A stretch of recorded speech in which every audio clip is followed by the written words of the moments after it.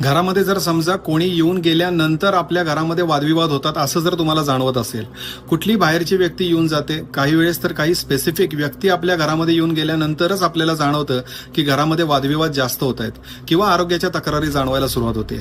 असं जर तुमचं ऑब्झर्वेशन असेल तर त्यासाठी एक छोटासा उपाय आज तुम्हाला सांगायचा, एक वास्तू टिप्स सांगायची आहे.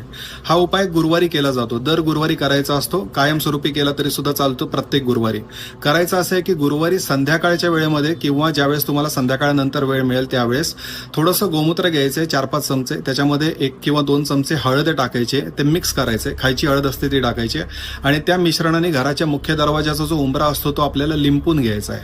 तो धुवायची गरज नाही नंतर पुन्हा किंवा पुसायची गरज नाही, लिंपून घ्यायचा आहे.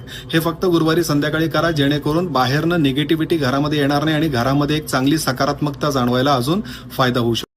घरामध्ये जर समजा कोणी येऊन गेल्यानंतर आपल्या घरामध्ये वादविवाद होतात असं जर तुम्हाला जाणवत असेल, कुठली बाहेरची व्यक्ती येऊन जाते, काही वेळेस तर काही स्पेसिफिक व्यक्ती आपल्या घरामध्ये येऊन गेल्यानंतरच आपल्याला जाणवतं की घरामध्ये वादविवाद जास्त होत आहेत किंवा आरोग्याच्या तक्रारी जाणवायला सुरुवात होते. असं जर तुमचं ऑब्झर्वेशन असेल तर त्यासाठी एक छोटासा उपाय आज तुम्हाला सांगायचा, एक वास्तू टिप्स सांगायची आहे.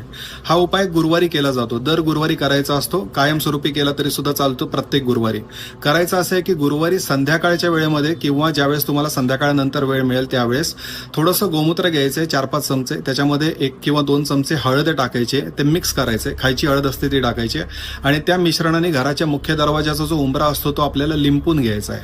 तो धुवायची गरज नाही नंतर पुन्हा किंवा पुसायची गरज नाही, लिंपून घ्यायचा आहे. हे फक्त गुरुवारी संध्याकाळी करा, जेणेकरून बाहेरनं निगेटिव्हिटी घरामध्ये येणार नाही आणि घरामध्ये एक चांगली सकारात्मकता जाणवायला अजून फायदा होऊ शकतो.